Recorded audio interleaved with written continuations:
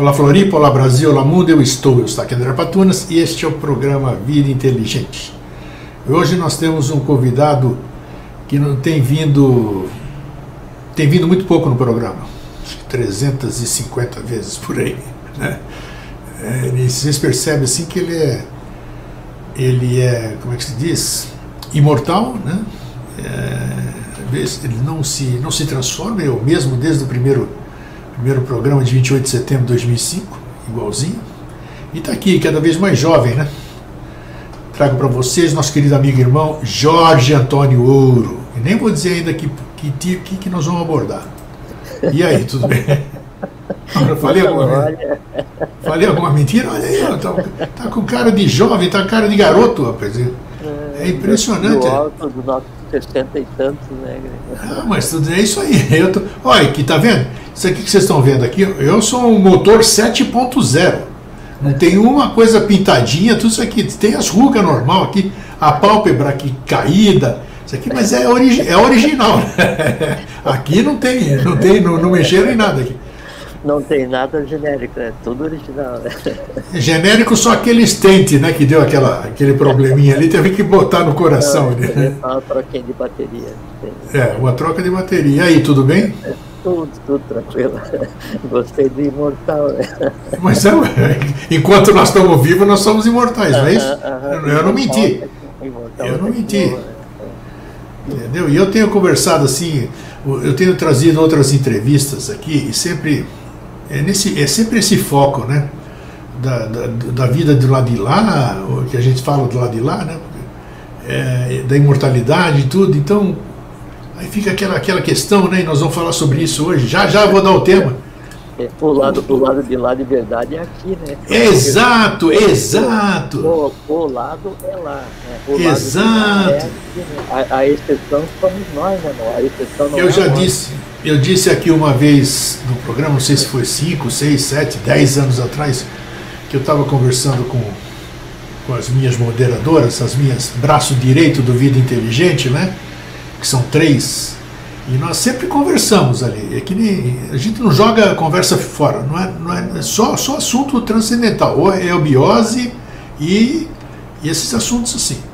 E eu já comentei com você, nós chegamos a uma conclusão: e se realmente nós estamos do lado errado, né? Vamos dizer, nós estamos tendo uma experiência, a verdadeira vida é o que a gente chama de lá de lá, e isso aqui é um negócio temporário, digamos assim, né? Se fosse o inverso, né? É essa que é a questão. Aí tem razão. Todo mundo fala que o mundo espiritual é a verdadeira vida, né? Vamos dizer, fora da matéria.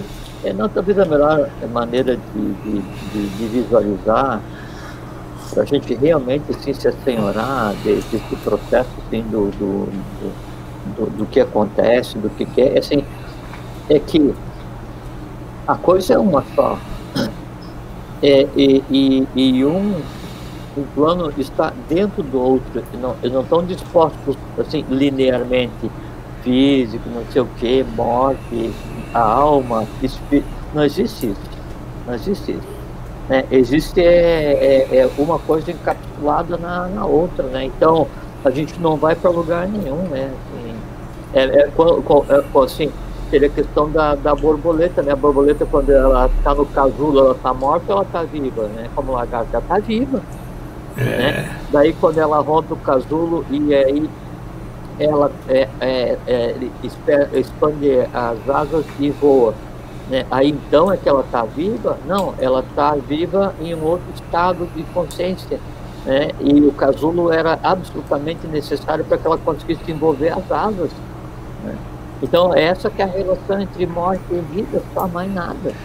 Mas só que aí que está a questão. Ainda já vou falar o tema que nós vamos falar hoje. A questão é o seguinte, porque com esse mundo de prazeres, de desejos, de coisas materiais mesmo, que o ser humano ele adora isso. Ele adora se vestir bem, de comer bem, de ter prazer, de se divertir. Então é muito difícil, confesso ser muito difícil, a gente percebe isso, não é só o meu ponto de vista. O cara vai pensar em espírito, o cara vai pensar em vida após a morte. A pessoa quer saber de viver, quer saber de se sentir bem, de satisfazer todas essas coisas que a gente vem falando. Não há nada de errado nisso, né, Greg? Não, claro que não. Porque a vida ela foi feita para ser vivida, né, para ser experienciada. O que não pode é daí achar que a vida ela é só isso. Então a vida não é só o bem viver, o bem comer, a felicidade em ter a roupa ou o objeto que deseja, ou procurar encontrar e conviver com a pessoa amada e experienciar todos os amargores de quando a pessoa amada se transforma na pessoa odiada, né, e aquelas coisas todas da vida faz parte do processo. É assim que a matéria evolui, é assim que o astral evolui, é assim que o mental evolui, com essas criações. O que não se pode, e aí é que reside a limitante, é entender que isto é a vida, ou que isto é o universo, ou que isto é o fluxo cósmico, entende? Então, não há assim, inconveniente em viver a vida, desde que você compreenda o que a vida é. Mas aí entra uma questão que nós já conversamos muito, e vamos continuar conversando, porque é uma coisa que ainda está bem viva na humanidade, né, na humanidade terrestre, que é o medo, né? Por que eu vou pensar? Como é que eu vou ficar pensando? Eu vou curtir isso aqui. Por que eu vou ficar pensando numa coisa que eu desconheço, não sei o que é? Então, o medo nos afasta como é que se diz? Dessa consciência que você está falando que nós precisamos ter. Então tá aí. Então, o tema que nós vamos conversar hoje é tipos de alma. Que tipo de alma? Modelo 2010, 2015, 2005, 2021? Não. Então nós vamos ver o que é isso. Tipos de alma? Existe mais um tipo de alma? Antes da gente entrar no tema, nós já abordamos, eu anotei aqui no celular, nós abordamos muitas vezes esse tema. Então eu vou dizer aqui ao vivo, para que vocês busquem depois os temas, os programas que nós fizemos falando sobre alma, né? Então vamos lá, alma e eu superior, alma e espírito foi outro programa, às vezes até 2 programas com o mesmo tema, porque não deu para esgotar o assunto, fizemos outro programa.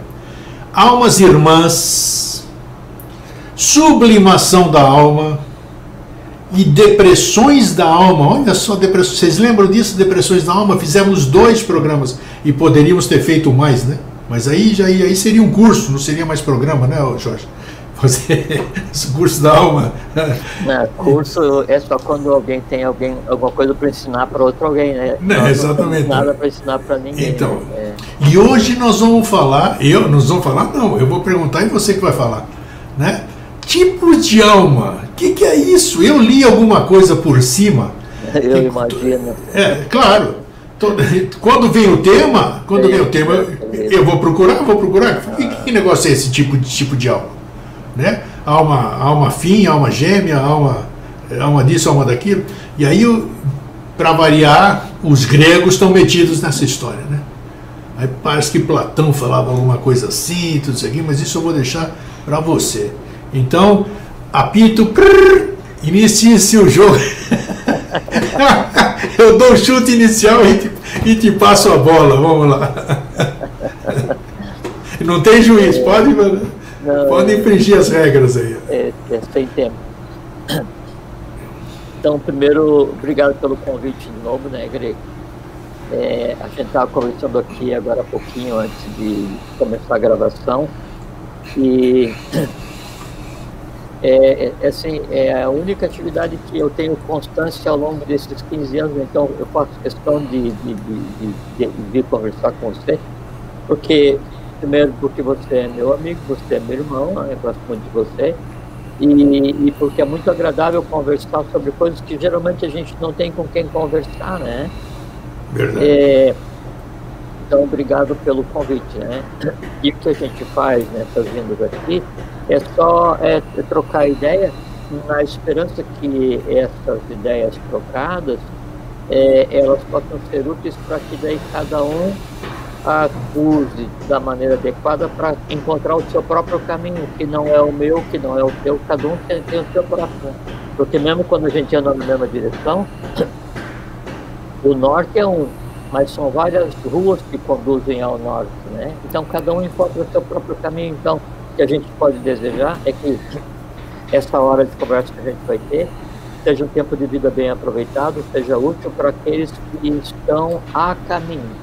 Da onde? Cada um sabe, né? Até porque quando a gente vai existir, o nosso norte a gente já deixa já mais ou menos delineado, né? O que a gente tem que fazer é, ao longo da vida, tentar encontrar o que seja esse norte. Bom, peraí, antes de você seguir, antes de você começar, você há de convir comigo que é difícil, né? É difícil a gente... Isso que você falou, é difícil uma mente racional, uma mente concreta, ela começar a pensar diferente, né? Claro que ela vai tendo a contumácia, que nem hoje mesmo alguém comentou comigo, me ligou uma senhora, 86 anos, precisando de um certo tipo de ajuda, né? Então, eu indiquei um profissional para ela disse que nos assiste e disse que no começo ela não é eubiota, mas ela disse que é do Rio de Janeiro. Ela disse que no começo não entendia absolutamente nada do que a gente falava. Nada. E hoje ela entende. E não buscou eubiose, não foi em lugar nenhum. Então ela começou, e ela, olha, lúcida, muito lúcida com essa idade, 86, quase 90. Então você percebe que a coisa vai se desenvolvendo. Mesmo que você não tenha um professor ou a parte didática, assim vamos dizer, os outros sentidos fazem com que a gente comece a entender esse tipo de linguagem ou começar a ver como você fala, né? Que quando a gente fala de alguma coisa, essa coisa se aproxima da gente, fica no mesmo nível e aí a gente começa a ter uma interação legal, né? Mas é interessante, mas que é difícil sem você estar envolvido na questão, é difícil mesmo. Você vê que assim, que todo aprendizado, ele começa assim, ele tem por base uma incompreensão. Então, a primeira coisa que deve se perder quando se vai buscar um conhecimento, ou um caminho, uma compreensão, uma iluminação, o que quer que seja, é o medo de não saber, é o medo de não compreender. Por quê? O não saber e não compreender é o que te move em busca da compreensão, e isso é um grande mérito. Agora, quando se associa ao fato de não saber, ou quando você tem contato com alguma coisa, você não compreende de início, e você associa um medo de não compreender, um medo de alguém perceber que você não compreende, o medo que você tem de você mesmo achar que aquilo nunca vai ser compreendido, essas coisas assim, daí o medo passa a se alimentar da própria incompreensão. Exatamente, foi o que eu disse há pouco. Aí aquela busca desenfreada de muitos conhecimentos ao mesmo tempo, que não vão levar a lugar nenhum, porque ninguém consegue correr para todos os lugares ao mesmo tempo. A gente só tem duas pernas, né? Então você tem que seguir em uma direção, e depois você pode mudar de direção, agora você não consegue fazer assim, né? Então, quanto maior é o medo de não saber, e quanto maior é o medo de saber, para que aquele saber não destrua aquelas crenças que eu tenho, né? Esse medo, ele se alimenta do ato em si. Então ele faz com que a busca seja, 100% capilarizada, com que a rejeição ao conhecimento novo seja 100% integral, com que a defesa de posições indefensáveis, né, seja 100% radical, né, ao ponto de daí me transformar em um fanático que se alimenta do medo das coisas que podem destruir as bases do meu fanatismo. Né? Então, quando a gente tem contato com alguma coisa, você ouve aquilo. O melhor que pode acontecer quando você vai ter contato com o conhecimento, né, é que daí uma pequena parte daquele conhecimento fique na tua memória, tua alma, né? Mas como uma coisa intrigante, assim, é uma coisa que ela não está cristalizada, ela está girando na tua alma, né? E aquilo se puxa, mas o que será que quer dizer isso? Puxa, mas aí aquela coisa viva, buscando a compreensão, aquilo é um bija. Aquilo é a semente da compreensão, por quê? Porque baseado naquela necessidade, naquela vontade, não é desejo, naquela vontade de compreender, então eu vou ler, vou entender mais um pouco, eu vou ler, vou buscar uma outra fonte, complemento, comparo, analiso, né, peso, aí, puxa, mas isso procede, agrego aquilo à minha alma, vou, tento, compreendo, e vou assim, avançando milímetro a milímetro, até que chega a um ponto em que daí a gente fala assim, puxa, mas que super, porque daí agora eu entendo, né? E antes eu não entendia nada, e o que me moveu? O não ter medo de não ter compreendido. Perfeito, perfeito. Né? E ver que daí, isso que a gente está conversando, né? Essa é a mecânica da formação da alma. A alma se forma assim. Sabe? A busca é por compreender, por conhecer, por vivenciar, por experienciar, por enxergar, né?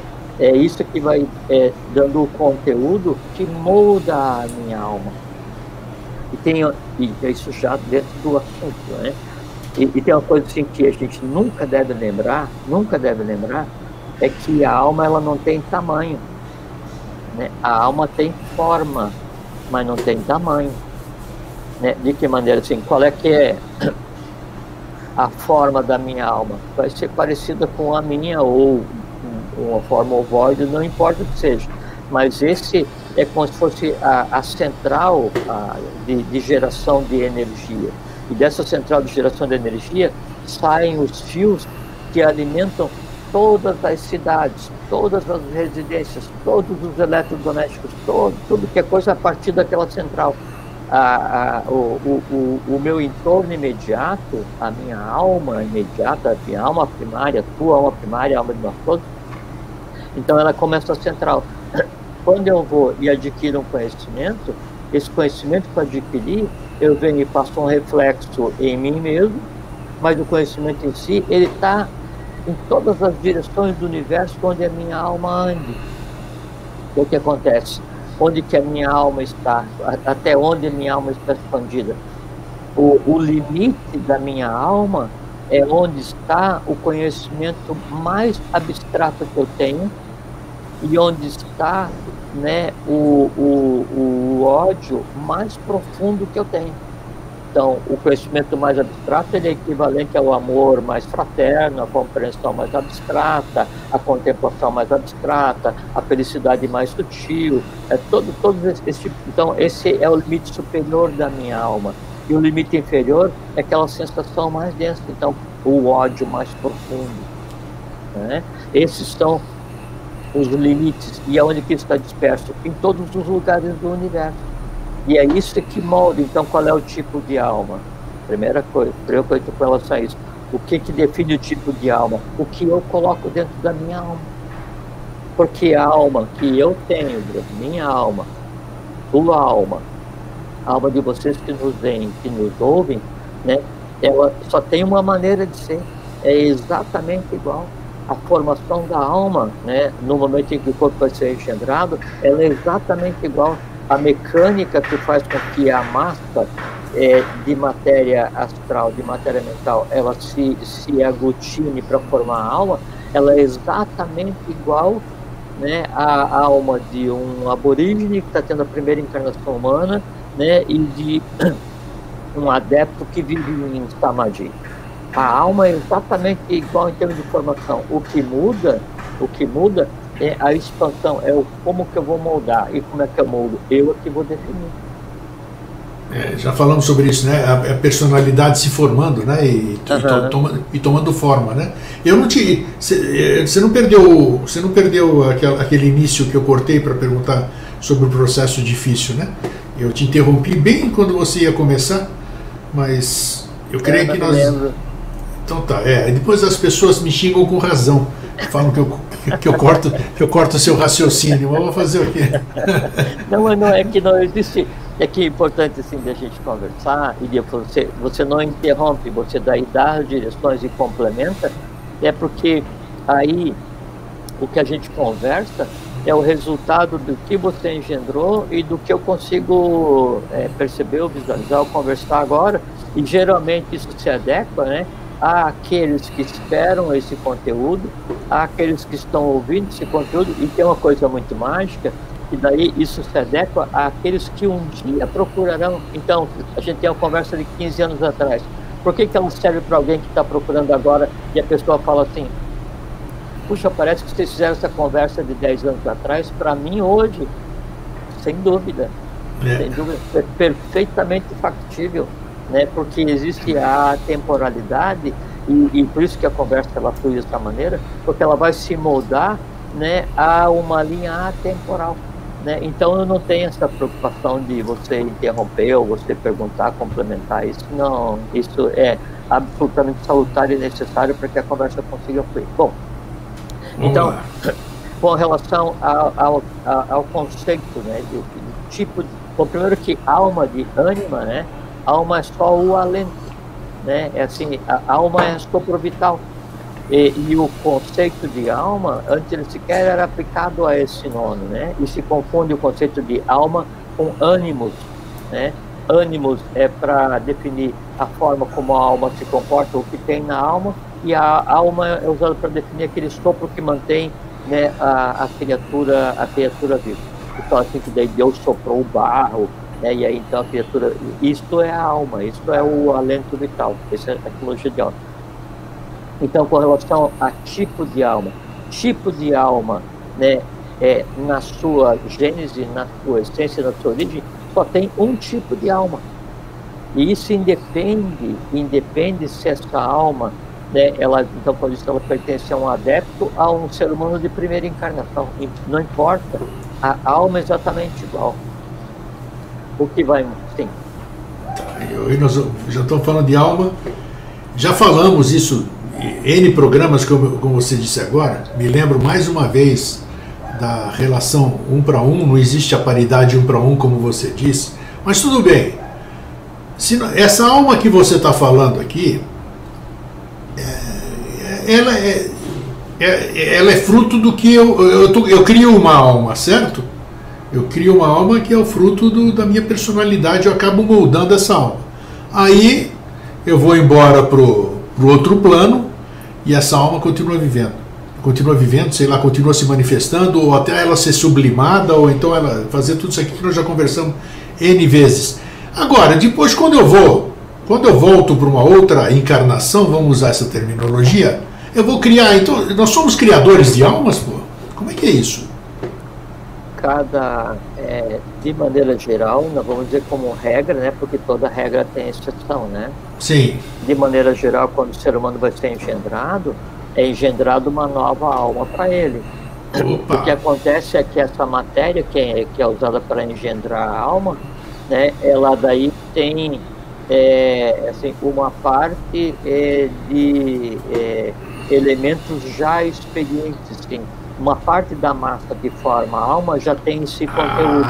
Porque senão, onde ficariam os escadas, nidanas e todas aquelas coisas que você vem para trabalhar? É como um computador novo, né? Ele, assim, você tem o HD, vem aparentemente zerado, né? Que seria a alma, né? Só que daí no próprio HD tem uma parte de software que vai gerenciar o conteúdo, né? Sim. Mas aí esse computador, mesmo sendo novinho, ele não vem novinho, por quê? Porque ele tem firmware, ele já tem um software que ou faz funcionar. Verdade. A alma é isso, então ela vem com uma base que dá as diretivas, né? Então, vem com uma boa comparação com um HD. Se você tem um HD, né, um computador com o Windows, então se você quer daí usar Linux ou SX do Mac, né, você tem que pegar e zerar o negócio. Tudo. Então, a alma ela nasce com limitantes autoimpostas. Por quê? Porque nós somos filhos de nós mesmos, né? Então, a gente sempre traz aquelas tendências positivas e negativas para resolver, e isso é aquela camada inicial que pode vir a acontecer, né? Mas ainda assim, do ponto de vista estrutural, uma alma ela é igual para todos os seres humanos. A alma é igual para todos os seres humanos. Porque eu tenho o quê? A gente tem que assim, nesse momento evolucional, então tem quatro, como se fosse assim, existem quatro partes do universo que precisam ser modificadas, precisam passar por um processo de aquisição de consciência, né? E aí essas quatro partes do universo é o que a gente chama de mundo material mais denso, que é o corpo físico, é aquilo que anima a matéria de maneira primária, que é o corpo, chama duplo etérico, ou corpo prânico, ou corpo vital, ou que nome qualquer um queira dar. Esse é o segundo plano universal, né? Existe um terceiro plano universal, que é o plano onde residem as emoções. Todas as emoções, a gente chama de emoções, como se a gente se assenhorasse desse plano universal. Mas é um plano onde existem hierarquias, seres, é um universo, é uma camada do universo inteiro, né?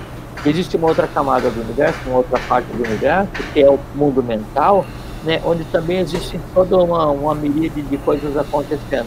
O que acontece daí nesse momento é que é dado ao ser humano compor um veículo, compor um equipamento formado por essas quatro partes, para que elas evoluam em conjunto sob a direção, né, de três partes mais abstratas, que é o que a gente considera como espírito. E partes são essas que vão evoluir? Físico, vital, astral, a emoção e a mente concreta. A emoção e a mente concreta, a mistura desses dois planos, é o que conceitua, o que configura a alma. Então, o processo é simplicíssimo, né? O que acontece... Pode falar, André. Não, é que tudo tem o seu símile, né? Tudo tem a sua duplicação no outro plano, né? Exatamente igual, né? Então, se a gente pensar dessa forma, fica até mais fácil entender, né? Porque como é que... Se eu tenho... conversou agora um pouquinho, então, o que é o conceito de morte? Morte é a perda do corpo físico, né? Que é da maneira como é encarada hoje, né? Então a gente não vai para lugar nenhum, não acontece nada, porque a gente já tem todos os outros. Entende? O que acontece é assim, como eu estou com esses quatro planos integrados, que é o físico, o prânico, o vital, né? E mais as emoções, e mais a mente concreta, entrelaçados em um só, eu tenho o poder, eu tenho a capacidade de criar o que eu bem entenda, nessa área do universo que me foi concedida, que me compete, que seria o mundo astral ou o mundo mental, né? E isso aqui é a alma, logicamente, tem a questão do que você falou agora um pouquinho, simile os congregantes, né? Então, semelhante atrai semelhante, né? Se na minha alma eu vou colocar conteúdo dentro, a minha alma é tão densa quanto. Onde que a minha alma habita agora? Numa parte dentro do universo. Onde que a minha alma vai estar depois que eu morrer? No mesmo lugar que ela já estava, né? Se eu tenho conhecimento abstrato, é o que forma a minha alma, é o conhecimento abstrato, né? Assim, rarefeito, não importa qual seja o tipo, né? Onde é que eu vivo? No lugar onde está esse conhecimento. Onde é que eu vou depois de morrer? Para lugar nenhum, porque eu já estou. Essa que é a questão. Então, o tipo de alma, com relação à estrutura, é único. O tipo de alma com relação a conteúdo, cada um vai moldar o seu, né? Assim, aquela alma agressiva, aquela alma pacífica, aquela alma fanática, aquela alma, cada um fez o seu. Imagina, então realmente como é que se diz? Você disse tudo, é o mundo daqui, o mundo de lá, vamos chamar de lá, vai? Você disse que é a mesma coisa, é exatamente o reflexo daqui. Então, eu faço as mesmas coisas, sinto as mesmas coisas, penso as mesmas coisas, apesar de não ter cabeça, né? Apesar de não ter mente, né? Mas eu tenho o corpo mental, né? Mas eu só não tenho o corpo físico, né? Mas mesmo assim eu tenho condição de agir sem corpo físico, né? Porque a gente pergunta assim em grego, assim, qual é que é a razão da existência? A razão, assim, em última instância, a razão da existência de qualquer um de nós é fazer com que a matéria, né, nos seus 4 níveis, adquira consciência. Né? Que níveis? O nível mental, o nível emocional, o nível vital ou prânico e o nível físico. E como é que eu vou fazer com que a matéria do universo adquira consciência? Porque eu, então todo ser humano, né? Há também as questões, mas corpo, alma e espírito. Então, é aquele eu superior, ou espírito, ou não importa que nome cada um queira dar, não é? Ele é que daí vai fazer com que sejam impressas, né, noções de consciência nesses planos mais densos da matéria. Então, acontece uma existência inteira. Qual foi a função final? Fazer com que toda aquela matéria que eu processei, o meu corpo, o que eu comi, o que eu moldei, o que eu escrevi, mudasse. Toda a matéria que eu respirei, ela mudou porque o prana que eu respirei ficou com a impressão do meu organismo e eu expirei e transformei o meio. Todas aquelas emoções que eu engendrei, o telefone está tentando a gente conversar e está falando, né? Então, toda aquela matéria que eu... Deixa eu ligar. Toda aquela matéria que eu engendrei, né, todas as emoções que eu tive, o que eu peguei? Eu criei no plano coisas novas. Eu peguei uma matéria inconsciente e dei aquela consciência. Que consciência? A consciência daquela emoção que eu tive. Pego uma parte neutra do plano mental do universo, mental concreto, e eu crio um conhecimento. Eu moldei aquela matéria com o meu conhecimento. Então, o ser humano é um dínamo que fica o tempo inteiro transformando a matéria dos 4 planos mais densos do universo. O tempo inteiro. Termina uma existência física, né? Aí isso que está moldado vai ser reciclado, né? Agora, então, vamos de novo. Aí pega um novo molde, mais 4 partes do universo, ó, se vira, vai trabalhar isso aí. E aí vai. Então, a função da existência, né, da vida é dar consciência à matéria. Só isso. Agora, você falou uma coisa agora há pouco que me chamou a atenção. Você falou que os 4 corpos têm que evoluir, têm que tomar consciência. E é possível isso? Cada um ter uma consciência diferente? Sim, porque nossa, você veja só. Vamos pegar primeiro o corpo físico, né?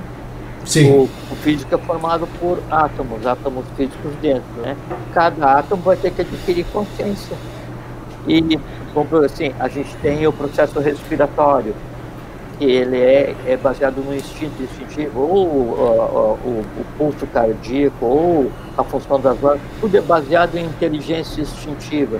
No momento em que então há essa inteligência instintiva, eu agrego uma emoção razoável, eu agrego uma supraconsciência, eu agrego uma maneira diferente de ver, e eu controlo e compreendo e eu vejo o que acontece, aquela inteligência instintiva em mim, ela é completamente diferente do que ela era na hora em que eu nasci, e isso agrega a própria inteligência. Então, todos os seres que formam o ser humano, matéria física, vital, astral e mental, todos eles evoluem junto com o próprio ser humano, porque são um veículo onde essa evolução acontece. Então, mas evolui junto. Junto. Sim, eu tinha entendido que cada um evoluía cada um adquiria consciência é que todos eles são autônomos, né? Então você pega a inteligência instintiva que faz ali o NA cérebro, ele só vai fazer o restauro da superfície celular em caso de rompimento. Você não precisa ficar dizendo para a sua célula, então vai, junta, liga a proteína, sobe o NA, sobe o cérebro e tal, reteste e tal. Não, por quê? Porque ela tem uma inteligência própria para fazer isso. É uma inteligência instintiva especializadíssima, que tende a evoluir junto com você. Por quê? Porque você vai refinar a mente concreta, vai refinar a emoção, vai refinar o próprio prana que essa célula vai receber, e aí ela então recebendo energia elétrica diferenciada, ela em si tem uma consciência diferenciada e passa a se regenerar de forma diferente. Então você faz com que a própria consciência instintiva, a própria inteligência instintiva, ela dê um salto tão grande quanto você como um todo vai dar. O que acontece assim, terminado o processo físico de uma existência, né, aí a alma tem que seguir, ela segue existindo normalmente, ela só não tem mais impressões do mundo físico, do mundo da matéria. Então, tudo que vinha através dos 5 sentidos, para alimentar a alma, para formar desejo, para formar conhecimento, para aguçar instintos, assim, isso para de existir. Então, a morte é uma, quer ver, deixa eu pensar uma analogia assim. Você é um botânico, tá? E você foi para a floresta. E então você vai e colhe vários tipos de plantas, né? Para você fazer a análise, para que daí essas plantas que você vai analisar, você possa processar, para daí fazer remédio que possa servir às outras pessoas. Só que você não vai fazer análise e não vai fazer o processamento enquanto você está na floresta, porque você vai achar um e vai sentar e vai parar. Então você vai e colhe vários tipos, aquilo que te apetece, ou aquilo que você sabe que é útil. Aí você pega aquelas plantas todas colhidas e volta para o teu laboratório, volta para a tua casa, né? E aí vai olhar uma a uma das plantas que você colheu. Né? Ah, essa realmente eu acertei, isso aqui era uma era venenosa, não precisava ter colhido. Essa aqui eu me lembro que quando eu colhi eu machuquei a mão. Essa aqui está junto com uma árvore, eu tive que matar para tirar essa planta e tal. E aí, então, o processamento disso que você colheu é o pós-morte. O escolher e selecionar coisas nessa grande floresta humana, né, é a vida. É só isso. Entende? Aí, quando você assim, passa por essa etapa do que a gente chama de morte, você vai fazer o processamento do que você colheu em vida, você não está mais no mato. Eu falo assim, puxa, mas eu devia ter pego esse tipo de planta. Mas agora não dá. Eu tenho que esperar o quê? Eu tenho que esperar amanhecer para eu ir de novo. Eu devia ter pego esse tipo de planta. Eu vou esperar amanhecer para ir de novo. Isso é uma tendência. Então amanhã, quando você vai de novo para a floresta, você já traz uma tendência a buscar por primeiro aquilo que você deixou de buscar na vez anterior. Percebe? Sim. Assim? É isso que se traz como tendência positiva e negativa, é isso que é a atividade de um dia, é isso que é a atividade de uma vida, é isso que se faz depois que a vida termina e a vida continua enquanto alma. Né? Me diz uma coisa, nós estamos falando de alma, nós estamos falando de outros corpos, né, dos demais corpos, além do físico. Eu soube há muitos anos atrás, e não sei se nós já conversamos sobre isso, de que o ser humano, quando ele é submetido a alguma cirurgia, vamos dizer, tem que fazer fimose, tem que fazer cirurgia mamária, qualquer cirurgia que seja, vamos dizer. E aí você corrige, faz a sutura, mas disse o mundo espiritualista, as pessoas entendidas, entre aspas, dizem que você precisa suturar também o outro corpo. O que há de verdade nisso? Porque se é um símile, como acabamos de dizer, não necessariamente você está suturando a minha carne, não necessariamente você vai estar suturando a minha alma, o meu espírito, ou seja lá que corpo for. Como é que é essa questão, Jorge? Eu não vou dizer se é verdade ou não, porque isso implica em entrar em coisas que não podem entrar. Não, assim, você colocar em xeque a crença de cada pessoa, e a crença de cada pessoa tem que ser respeitada, né? Sim, ué. Agora, o que acontece assim, para que eu precisasse fazer uma sutura no astral, eu teria que também fazer o corte no astral. E se eu conseguisse fazer o corte no astral, eu não precisava fazer o corte no físico, porque é no astral que está a origem da doença. Né? No físico a somatização. É o efeito, né? É o efeito, exatamente. A causa está na alma, né? E com relação a essa questão até me ocorre comentar que assim, tem órgãos que daí quando a pessoa tem algum problema e ela perde o órgão físico, né?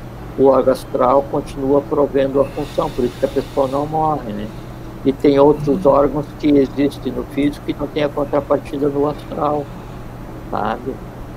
Assim como tem órgãos que daí não tem contrapartida no mental, e tem órgãos que tem no mental e não tem no astral. E aí como é que fica essa coisa, o que tem em cima é a mesma coisa do que tem embaixo, o que tem aqui é a mesma coisa que tem... Como é que fica agora isso? Mas só que assim, similibus congregantus, semelhante, não igual. Okay, semelhante, tá. Não igual. Não é que não existe, é alguma coisa que é diferente. É que obviamente, assim, você pega o aparato da visão físico, você pega o aparato da visão prânica, pega o aparato de visão astral, o aparato de visão mental, o aparato de visão da mente abstrata, o aparato de visão lúdico, se quiser. O conceito é o mesmo, a função é a mesma, ver, né? Mas a forma como é composto obedece à consciência e à matéria do plano, lógico. Sim. Por isso que as pessoas às vezes dizem assim, puxa, mas eu não consigo ver aquilo. É que você quer ver aquilo como se você estivesse vendo com o olho físico. Como é que você vai ter uma visão abstrata com os olhos físicos? A primeira coisa que você tem que fazer não é aprender a ver no abstrato. A primeira coisa que você tem que fazer é entender como é que funciona a tua visão abstrata para então poder usá-la. Porque se for usar a visão abstrata como se fosse o globo ocular, né? Então é isso que acontece. Tá? Então, na origem todos nós temos uma alma. Ao longo da vida, cada um de nós constrói um tipo de alma, né? Por quê? Porque a gente coloca na alma o que bem entende, né? Então todas as almas são diferentes de si, porque cada um tem o seu próprio conteúdo, engendrou o seu próprio conteúdo.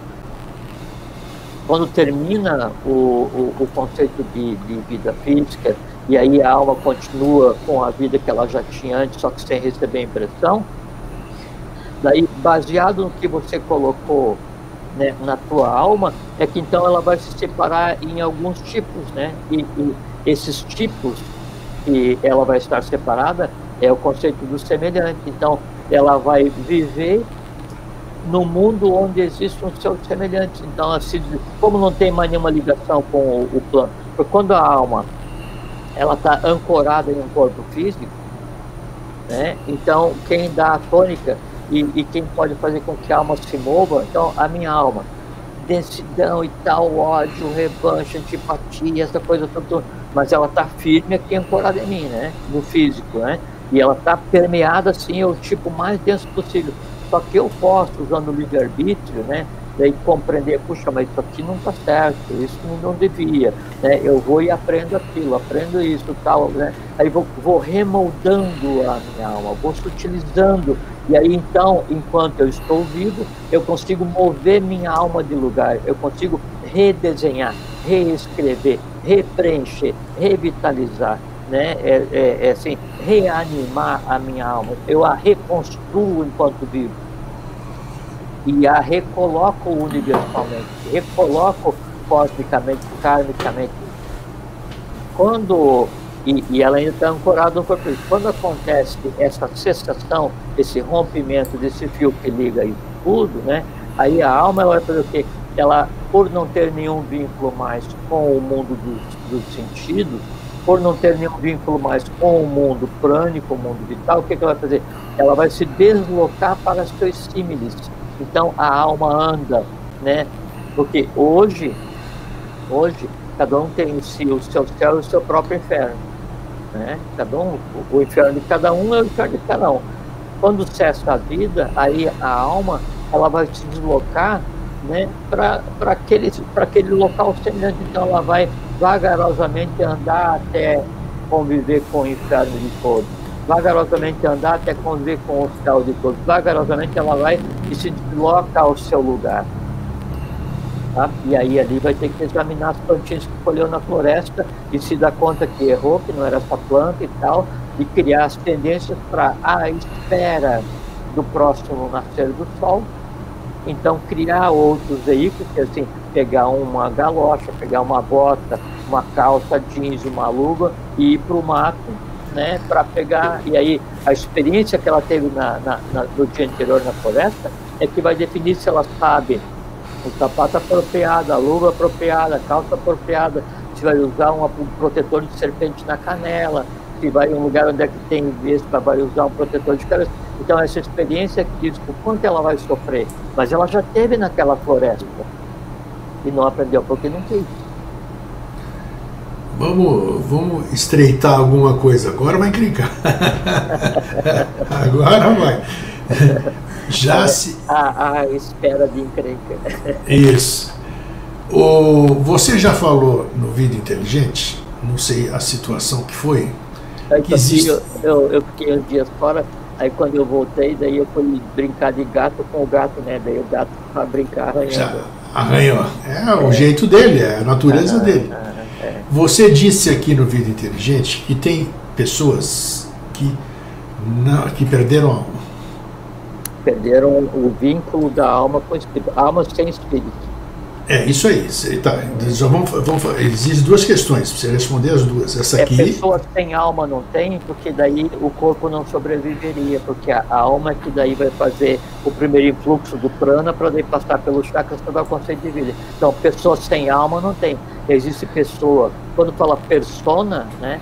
A persona é a mente, a emoção, o vital e o físico. Isso é uma persona. Tá. Né? Como é que é, para eu formular a segunda pergunta depois, são distintas, né? Como é que acontece esse processo e por quê?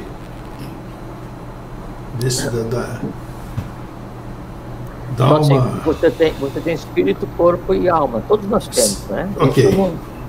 A pessoa pode acreditar ou não. Isso. Qual é a religião, qual é a linha de pensamento, qual é a escola, não importa o que seja. Pode dar o nome que quiser. No idioma que quiser, é esse princípio, não existe? Sim, né? vai ler isso em todas as filosofias. O universo se divide em duas formas. Uma forma é um mundo rúpico, que é o mundo com forma, né? E um mundo arrúpico, que é o mundo sem forma. Um mundo do espírito e um mundo da matéria.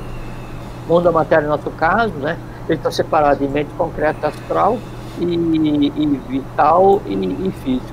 Então, a alma de cada um, então é tudo que eu vou ter de emoção, tudo que eu vou ter de conhecimento, e ela está entrelaçada e ela só consegue existir ligada ao ser humano porque é o corpo vital que entrelaça, né, a alma, né, com o próprio corpo físico. Então você tem o sistema circulatório, o sistema respiratório, o sistema endócrino, daí tem os núcleos de força que são chakras, tem a chakra no físico, tem no vital, tem no astral. Então há pontes de ligação, há elos que unem, né, esses quatro corpos, né? E por decorrência, né, há pontos de ligação que unem o que? A alma ao espírito, ao eu superior. E o espírito, ele, assim, o eu superior de cada um, né, ele pacientemente observa seus próprios atos, né? Então, ele vai e conversa com a parte superior da mente concreta, né? Assim, olha, seria bom, olha, talvez, olha, isso daqui, sabe, o conselheiro, o eu superior é o conselheiro. Só que daí a alma, né, formada por mente concreta e emoção, ela ouve se quiser, coloca em prática se quiser, ou então se recusa a ouvir e continua, e vai. Chega a um ponto, bom, primeiro assim, quanto mais experiente é o aconselhado, menor é a paciência do conselheiro. Isso é uma regra que define a coexistência cósmica. Então, quanto mais experiente é o aconselhado, maior ou menor é a paciência do conselheiro, né? Então, para aquele aconselhado, né, recém-nato, assim, imaturo, assim, ainda em início de caminhada, então o conselheiro tem toda a paciência do mundo, como quem lida com uma criança, né? Cuida para não se machucar, né? Protege, né? Dá opinião e tal, mesmo não é ouvido, não, dá opinião de novo, né? Dá um conselho, não é ouvido, não, e dá opinião de novo. E aí, quando ele dá o conselho, e aí aquele conselho não é seguido, e a pessoa então sofre, chora, se machuca, não aprende e tal com aquilo, o que ele faz? Ele se compadece, né? Se puxa, né? vamos de novo, e dá conselho de novo. Então, não tem problema nenhum. Agora, se você tem daí um aconselhado já adulto, ou uma alma mais antiga, né?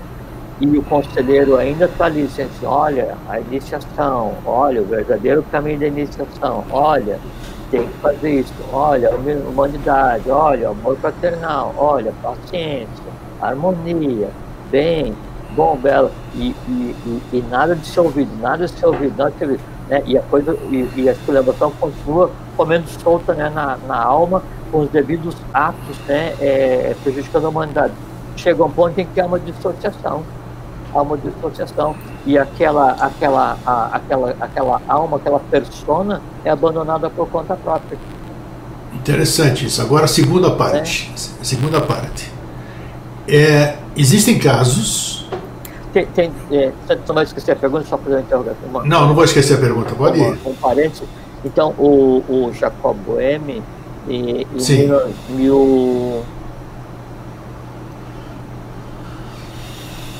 1730, ele escreveu um livro um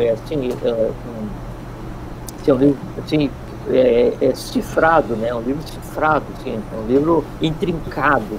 Sim. Né? E ele chama de as 40 questões da alma. Opa!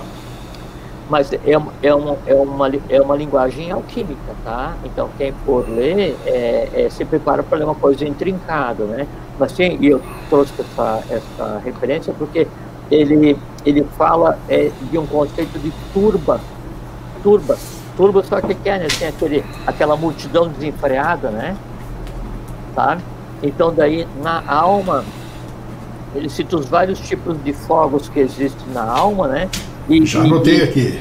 Sim, as 40 questões da alma, Jacob Boehme, escrito em 1730, sim. Que é um alquimista alemão, né? É da linha do Tritêmios, Paracelso. Sim, fera. Pessoal, literatura de grande fôlego, como dizia o professor Henrique Schroeder, fundador da Sociedade Microbiológica. Então, define os vários fogos que existem na alma, né? E usa o conceito de turba, né? E o que acontece é isso, assim, na alma daquele que não ouve o conselheiro, quem controla, quem toma as decisões é uma turba, né? E a turba é assim, né? Se tem uma multidão, corre para cá, corre para lá, vem para cá. E assim a vida vai sendo coordenada, ao invés da vida ser, e a alma de cada um ser um pacífico sistema de governo sinárquico, onde tem uma tríade superior que emana autoridade, né? Essa autoridade então é delegada através de poder para que a vida aconteça, o poder então se transforma em força para que haja interação no meio. Não, aí a vida de cada um é regida por uma turba, ela se transforma de uma sinarquia, um governo de princípios, em uma anarquia. Anarquia, sem dúvida.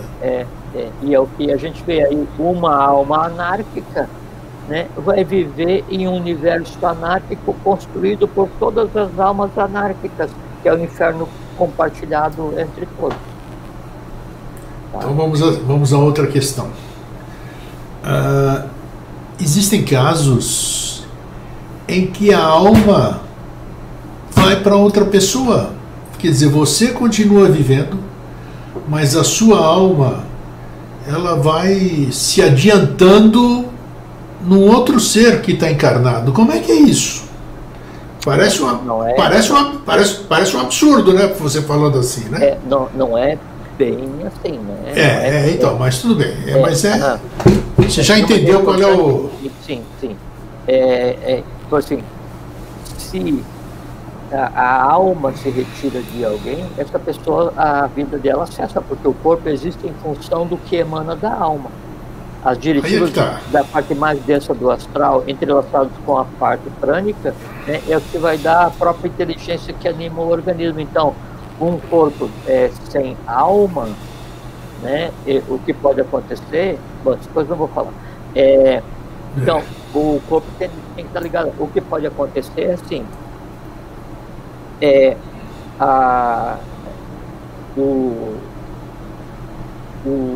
o eu superior, o conglomerado que é um adepto é só aquela pessoa que daí já tem uma direção já definido, já equilibrou todas as suas existências, a sua alma se transformou em uma unidade perene junto com a sua própria existência, seu superior, o seu corpo físico já se transformou em imortal e não perece porque está agregado a nobre valor. Então, aí por questões de lei, por questões de trabalho, pode ser necessário, né, compartilhar, interferir ou dirigir mais diretamente um ou outro ser humano. Aí acontece o que é referido como metástase, metaestase. Quando as pessoas ouvem metástase, logo associa a questão de doença, mas não tem nada a ver, né? Não, metástase nada a ver, exatamente. É uma palavra neutra que é metaestase, é estar além, né?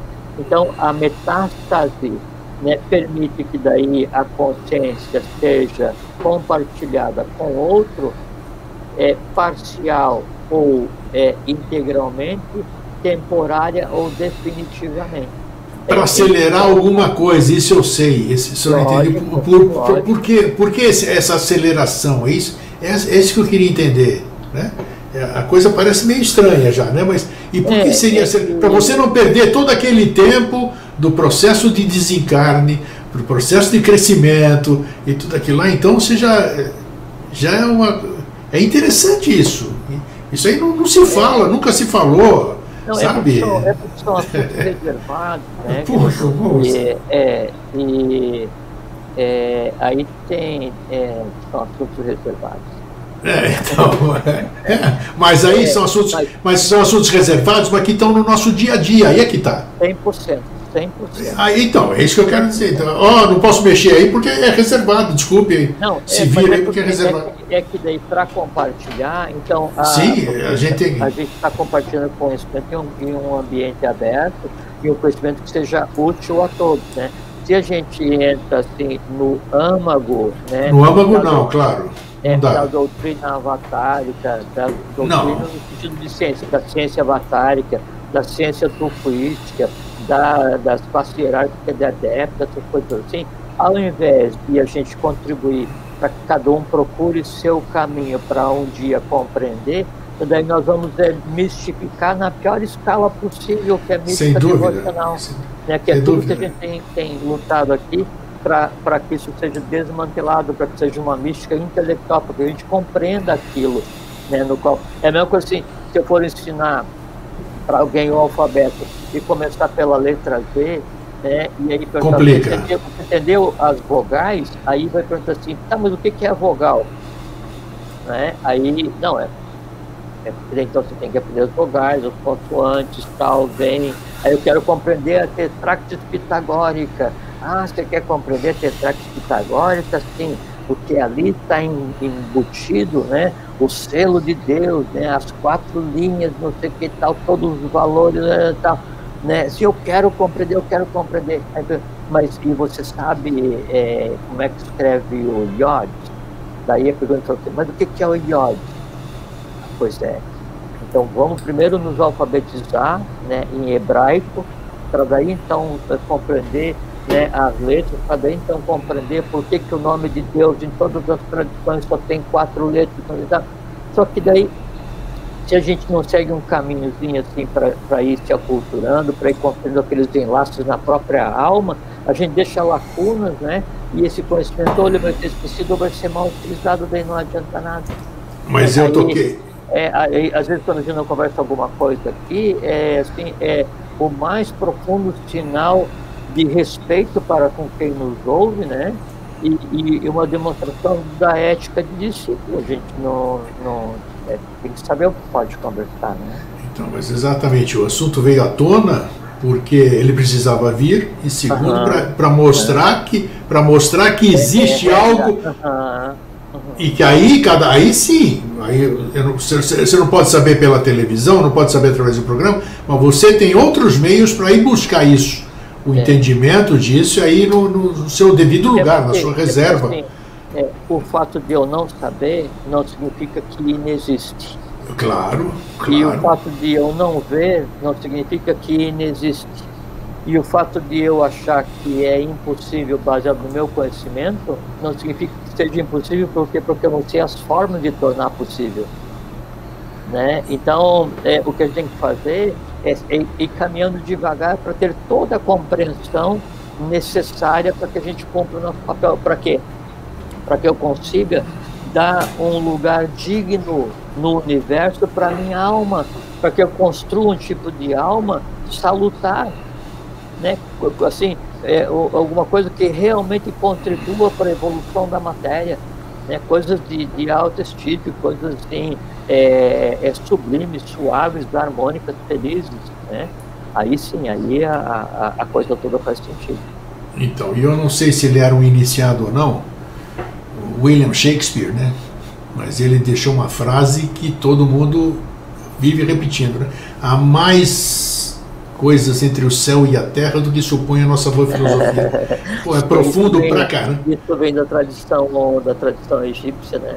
Com certeza, então é uma coisa maravilhosa. Jorge, encerramos o nosso programa. Olha, não tem nada a ver, talvez seja o frio, mas eu estou com calor, mas eu estou arrepiado aqui. O programa foi muito bem conduzido, foi muito legal, foi muito legal. O mais engraçado aqui, engraçado assim, é lúdico, é quando a gente pensa que você vai conversar sobre alma de novo, você vai conversar sobre isso aqui, já está mais do que esgotado. Você está esgotado nada, rapaz, você está pegando a ponta do iceberg, rapaz. Não, é o que eu chamo de pirâmide ao contrário. Conhecimento é pirâmide ao contrário, você vai mexendo...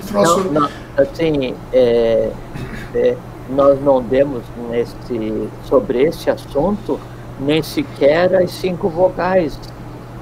Quanto mais o alfabeto, quanto mais o dicionário. Nossa, né? Então... Para ver o quanto há para se compreender. E chega a um ponto, Grego, em que daí, como é que tem aquela... Como é que é? Só um pouquinho.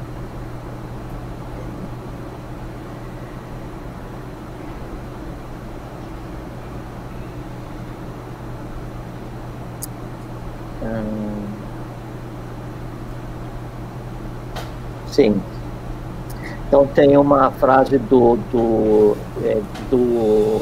Hermes do Trimegisto, um dos trimegistos, né?